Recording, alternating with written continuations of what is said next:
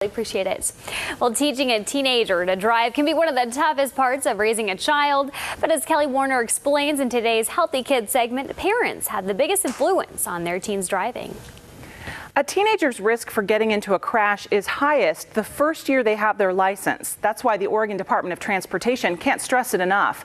Parents are critical in teaching teens not only the rules of the road, but safe behavior behind the wheel. When we're driving, there's always a lot going on.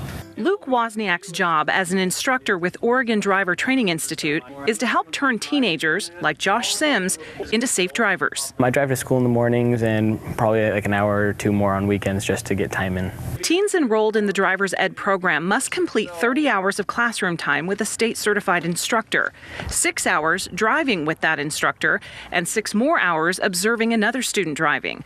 But that time alone is not enough. Under Oregon law, teenagers must complete 100 hours of driving before applying for their license.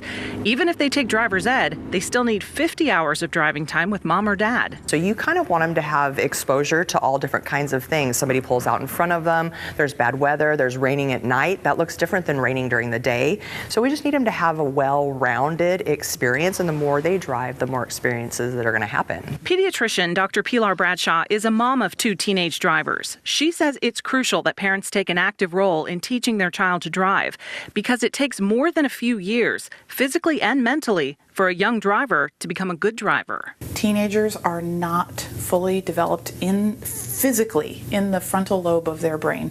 So their ability to make decisions is not as good when they're 16 as it is when they're 20. Dr. Bradshaw says it's important for parents to model the behavior they want to see from their teen, like not texting or drinking and driving.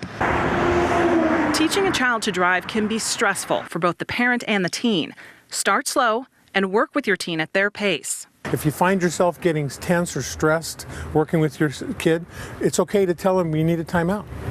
Stop the moment, go get a cup of coffee or a soda and explain to them, because what you're doing is modeling for them the times that you won't be with them and they're feeling those things. Show your teen how to recognize hazards, like making left turns into oncoming traffic, and how to merge on and off the freeway at high speed. Supervise your child practicing on progressively more challenging roads, at night and in bad weather. Every minute you spend benefits them in the long run. Practice doesn't make perfect. Practice makes permanent. In Oregon, drivers under 18 receive a graduated driver's license. For the first 6 months, they are not allowed to drive with any passengers under the age of 20, except for immediate family members. For the next 6 months after that, they can have no more than 3 passengers under the age of 20. Also, teens are not allowed to drive between midnight and 5 a.m. unless they're going to or from work or school activities. Since the graduated driver's license was enacted in 1998, teen driving deaths in Oregon have dropped by 58%. I'm Kelly Warner.